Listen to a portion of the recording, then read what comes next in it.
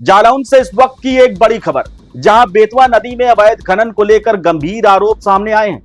कालपी तहसील क्षेत्र के चिरपुरा मोरंग खादान में नदी की जलधारा के भीतर खनन किए जाने की शिकायत सामने आई है, जबकि हाईकोर्ट और एनजीटी के स्पष्ट निर्देश हैं कि नदी की जलधारा में किसी भी तरह का खनन कार्य प्रतिबंधित है।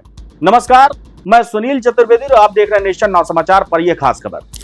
जालौन जिले के कालपी तहसील अंतर्गत चिरपुरा मोरंग खंड संख्या 2 में बेतवा नदी पर अवैध खनन को लेकर स्थानीय स्तर पर गंभीर आरोप लगाए गए हैं। शिकायतकर्ताओं का आरोप है कि नदी क्षेत्र में प्रतिबंधित लिफ्टर मशीनों, बड़ी बूम वाली पोकलैंड मशीनों का उपयोग कर दिन रात खनन कार्य किया जा रहा है, जिससे नदी के प्राकृतिक स्वरूप को नुकसान पहुंच रहा है।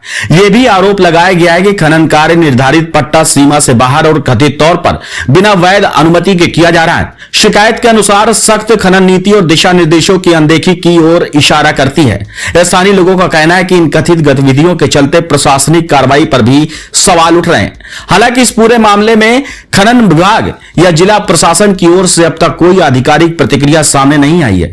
प्रशासनिक पक्ष मिलने के बाद खबर को तुरंत अपडेट किया जाएगा।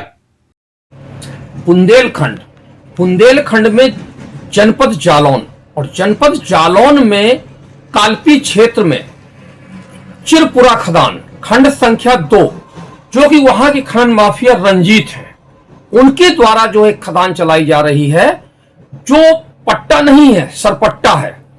और इस प्रकार से प्रतिबंधित पोकलैंड मशीनों के साथ ये जो माफिया है रंजीत, इनके द्वारा चलने वाली ये खदान जिले के प्रशासन को नहीं दिखती है। जिले का प्रशासन इस पर कार्रवाई नहीं करता है। और आखिर किसका संरक्षण है? इस प्रकार की खदानों में कार्रवाइयां क्यों नहीं हो रही हैं? ये बहुत बड़ा प्रश्न है। ऐसी खदानों के खिलाफ यदि कार्रवाई नहीं होती है तो एक बड़ा आंदोलन किया जाएगा और अवैध खनन के खिलाफ एक बड़ी कार्रवाई कराई जाएगी।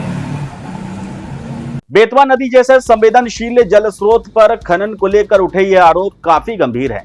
अब देखने वाली बात यह होगी कि प्रशासन इन शिकायतों पर क्या कार्रवाई करता है और क्या नदी क्षेत्र में नियमों का सख्ती से पालन सुनिश्चित हो पाता है या फिर नहीं।